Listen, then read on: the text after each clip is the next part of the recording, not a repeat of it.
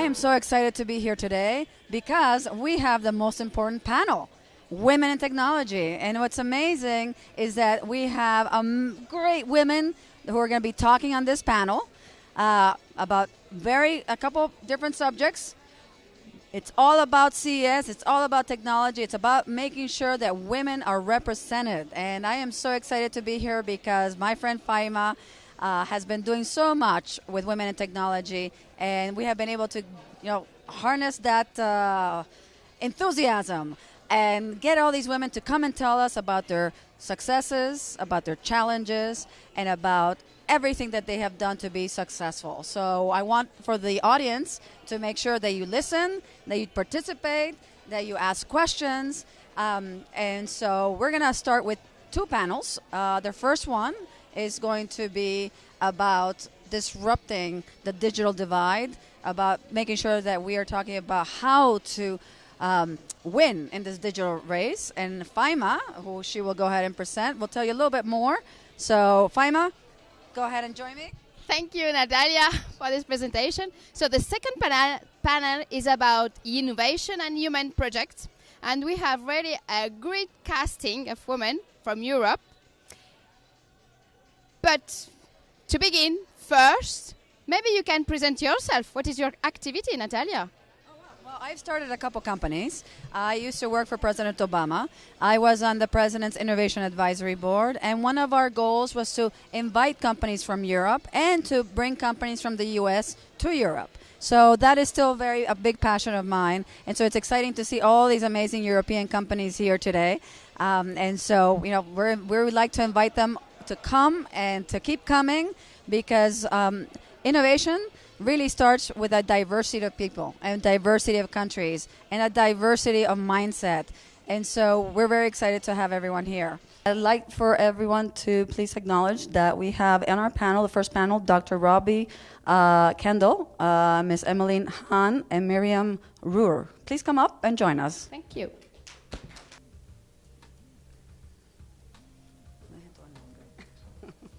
Have a seat where you want.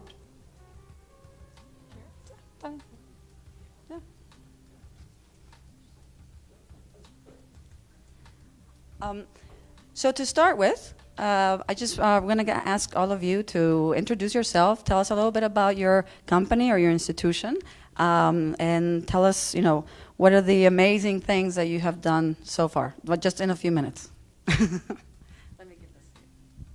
Hi, my name is Miriam. I'm actually from Spain and also from here. I was born here in the US.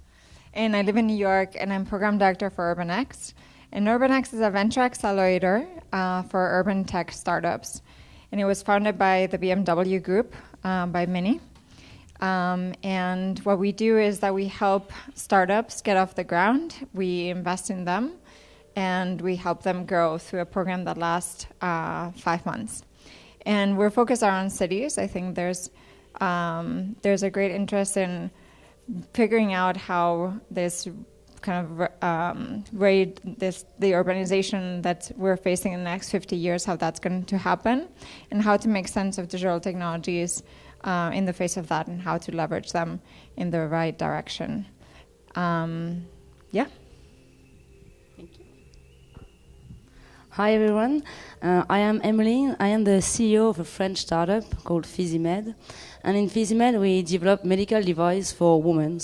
With our first product, it is a perineal re-education medical device for making perineal re-education at home. Why we are doing that is that we figure out that after giving birth, every woman needs to do perineal re-education. It's a big taboo. Not a lot of people are talking about it. And so we developed a connected medical device to allow each one to take care of this health but at home without going to physiotherapist or midwife. So in our startup, we really believe that we can change actually women's lives by bringing health medical device at home. Thank you, Emeline. Hello, everyone. My name is Robbie MELTON, and I'm founder and CEO of Robbie Tech for Teach. My job is to help education from preschool to college to learn how to embrace technology. So with my company, I'm able to go out and work with faculty, and I'm also an appologist. An appologist is a person that studies apps. If you ever talk to me, just share what type of app you have. And I bet you any amount of time, any language, I have an app for you, for any device. So life is good. And thank you. Yes. A lot of accomplishments up here on the stage. You know, we're going to talk a little bit about the race for digital. You know, everything is about technology. Today at CES, I mean, you don't take one booth after the other. It has to do with technology. What's interesting is that we still, 35% of the companies just in the U.S. still are not up to par with the technology review, you know, with digitizing everything, with the digital opportunities and so on. So there's a tremendous amount of opportunities. And I, you know, when we were trying to start apps, it turns out that more women were being hired because of the graphics, the graphic design, and they were like, women tend to be a lot more perceptive in that sense. So we started a whole teach women to code that came out of a colleague of mine at the White House, and you know, wonderful opportunities to be able to bridge that divide. So digitally speaking, if you can tell us a little bit about your challenges or some of the opportunities that you've seen, and you know, just to give an example, Netflix. People know who Netflix is? Well, Netflix used to be just a tiny little company that used to, you know, send things on the mail with no contract. Who here? I don't know if you have so much, you know, cable contracts so much in Europe, and you probably do, but here we don't like the cable guys so much. And so Netflix presented an entire opportunity for you to think outside the box. Now everyone has to stream, right? If you don't know, if you're a TV producer that doesn't offer streaming or is not up to, you know, up to that level of innovation, you're going to get left behind. And so I'd like to, you know, tell me a little bit about what you're doing and how you've been able to bridge that in your experiences. Great. Well, as I said, UrbanX is an initiative by the BMW Group. And as you can probably guess, the BMW Group is facing a lot of changes. So it used to be that to take a car from concept to the street, to implementation and being able to sell it, it would take 7 years. And now in the next 7 years, they probably have to think about how to go from a product-based company selling cars to being able to develop services around them, and they need to transform to a different kind of technology, electrical vehicles, and they could also become autonomous or start to implement different kinds of autonomous technologies. So they're facing a lot of changes, some of them digital, some of them not. But I guess the function of UrbanX is to be able to be closer to where innovation is happening, so closer to startups, and to look beyond what mobility is. So I think one thing that we find often is that, or one of the insights before starting UrbanX was that if you just look at your own industry, you're always going to be behind in things that are already happening. And so the strategy was, let's look beyond mobility and look at the city as an ecosystem, be close to the new kinds of business models that are appearing, and then that will hopefully give us an edge in kind of anticipating where technologies are going, and yeah, be able to have that competitive advantage. So we're seeing things like housing services integrated with mobility services, and these are independent startups right now, but they're partnering up with BMW, for instance. So that there are these kinds of situations are the ones that we're trying to foster within UrbanX. Yeah, in my sector, in health, I would say digitalization is a really big challenge. It's also a really big opportunity. With digitalization, we will be able to reduce costs, for example, hospitalizations. We can develop new devices, like, for example, our device to bring the medical care at home and be able to involve also the patient in the treatment and maybe try to get better medical care if the patient is more involved in the process. But also, when we say that, we need to be careful to keep the relationship between the physician and the patient, because it's really, really important. So there is another challenge that comes at that time, is how we can have a secure communication between the patient at home and the physician in the hospital or in the medical office. So there are a lot of changes right now in health, in e-health, a lot of standards that are trying to be implemented to try to regulate and try to make a good ecosystem for the data, the medical data, to be secure and try to give a better care for patients in a global level. Yeah. Hi, again, I represent education. And I just want all of you to just think back of 300 years. And the way we were teaching 300 years, we're teaching that same way now. So my goal is to help teachers and faculty, professors, to embrace technology. I've had the pleasure of working all over the world with many organizations, Tennesse Board of Regents, colleges and universities, to help start the movement of technology. So I'm a change agent for technology. And being who I am and walking in a room like this, I'm usually a shock and a surprise when I say I'm a technologist. I don't look tech at all. And as a female, diversity, oh, whoa. They say, and you know tech? Oh, I know tech. So again, I have to help. So I wear tech. I talk tech. I'm tech down right now, inside and out. I wear tech jewelry. I have to have people to see what technology can really do.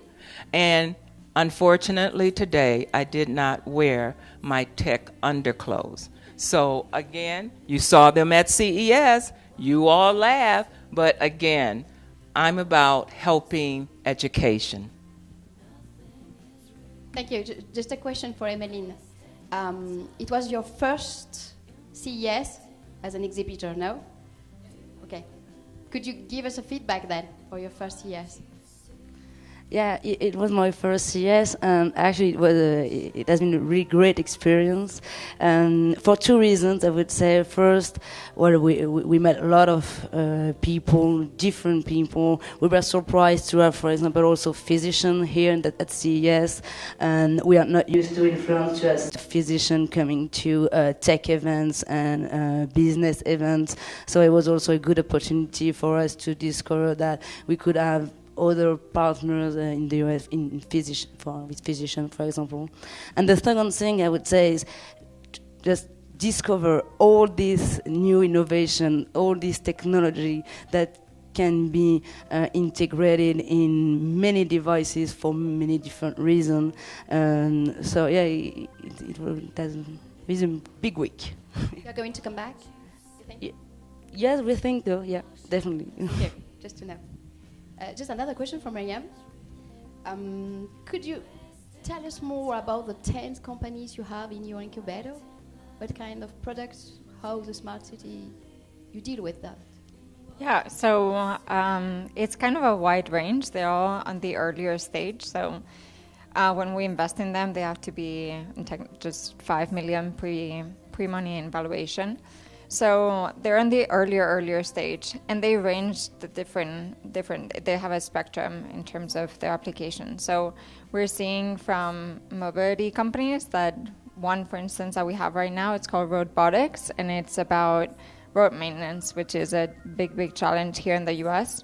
and they use cell phones to be able to collect data. And instead of doing this kind of revisions every 3 years with really expensive hardware and there's very expensive trucks that go around collecting data, you're able to collect it in a much more kind of easy and light way, and also for a lot less. So that's one. But then we have other companies, and another one is it's called SwiftEra, and they launched these drone balloons into the stratosphere, and they're able to collect data from the stratosphere, which is right now not really being done. Most satellites are placed much higher up, and it's a team of 3 only, and they're literally launching balloons into the stratosphere every 2 weeks. So it's very exciting to see. But other more kind of close to home startups are, for instance, one that's called Hosta, and they help make renovations easy. So I think it's like 1 out of, there are like these crazy statistics about how many couples get divorced during renovation, or at least have important arguments. And they basically, they allow for you to take pictures of a space, and then based on those pictures or video, they create a digital model, a 3D model, and then it integrates with different kinds of furniture companies to facilitate the whole renovation process. Thank you. Do you want to add something? No? Yeah, I think so. I guess I'm a seasoned CES. I've been coming to CES for 10 years.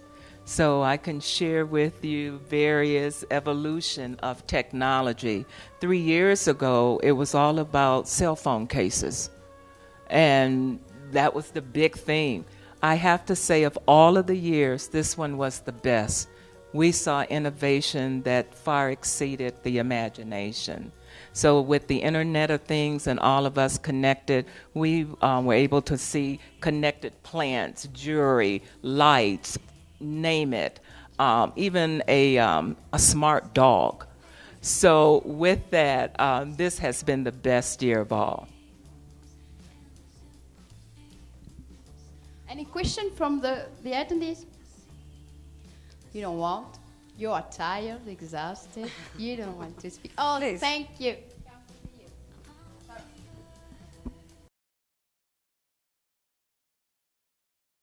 Hi, my name is Sarah, and I don't have a question. I just have like a remark to tell you.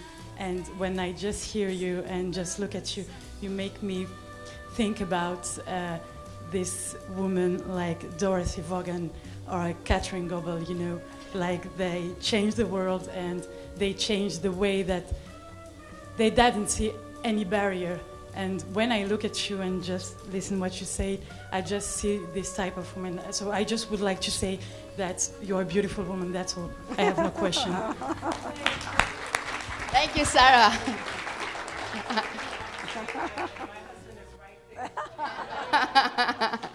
I love it. Thank you so much. And that leads also to our next question on what were the challenges, right? I know I have a long list of challenges that I've gone through in order for me to launch tech companies, you know, especially in an area of energy. Few women, I was like the 1%. So what challenges have you met? You know, what been like, you know, some anecdotes about that? I guess we can stay here all night on those, I know, but just a couple. So in my case specifically, so for us is venture capital, and within our space, I think last year only 2% of the capital invested went to female founders, which is outrageous, obviously, and only 7% of the top 100 venture capital firms have female co-founders. So, and out of the people who I work with, the 4 other partners are male. So it's definitely a very male-dominated industry. When I joined UrbanX, in my cohort, there were 0 female founders, and now there are 70% of the teams have a female co-founder. And we've made a point in, so we take 30% of the applications that we receive, it's a competitive application process, so 30% of the applications that we receive have a female co-founder in their teams. So that means that for us, the standard is to at least be at that 30%. It doesn't mean that we need to be more, but we should be around that number because the talent is there, there's the demand, so there's no reason why they should be any less. And then we're doing other things, like we looked and we analyzed like author accelerators, how they communicate, and they usually do it through Twitter and through Facebook. And those channels are predominantly like their audience is predominantly male. So we're also using Instagram, for instance, and the audience is predominantly female. So we're taking initiatives like that and making sure that the way in which we communicate, the people who we put on stage, the people who we bring as mentors, there are people, there are figures that you can look up to your point. There are people that if there's a young woman thinking, should I apply, should I not apply, there are people that they see in the ecosystem that they can relate to and that they can look up to and have a conversation with. So those are things that I think we're working on, and it's an open conversation. I feel like I'm lucky to be in an organization where we can address these topics very openly and take initiatives on it. For my situation, I think there are two challenges. The first, in the problem we address is a big taboo. We are talking about urinary incontinence after giving birth, so no one is really talking about that. So it's the first things, and the second one is. We could say, okay, it's Emeline, it's the female CEO, it's female stuff, and then in our team, actually, we are 4 co-founders, and I am only woman. So we created a team, and it's not just a woman things that we just we address a woman problem. We are men and women, and then when we want to raise money, or when we went to different partners, we are talking to men actually. So they need to understand the problem. At first, they just laugh about this problem, and then after they just figure out how big is the market, how big is the problem. But it's a bit hard for us to make them understand that there is big opportunity there. Well, you know, I have many, but I'll just share with you just 2 of the challenges, and that's to empower young girls. To give you all a situation, we tend to enhance and congratulate young men when they have computers. However, I have noticed throughout the nation, when young ladies have their cell phones, and they're always on the cell phone, twitting, social media, we don't consider that technology. But when you look at those cell phones and understand how they are using it, even with the social media and how they can contact people all over the world, please know what they have in their hands today is more technology than what we in the U.S. sent the man to the moon. In other words, that cell phone is a powerful teaching and learning tool. So as a challenge, it's helping people to understand. Don't say, put down that cell phone. There's a time and a place, and take it out and let us see what you can do. So that's my big challenge.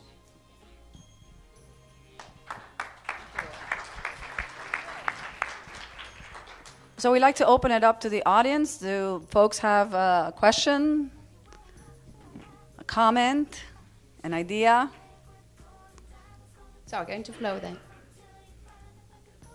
We're going to say thank you for the 3 of you. Thank you so much.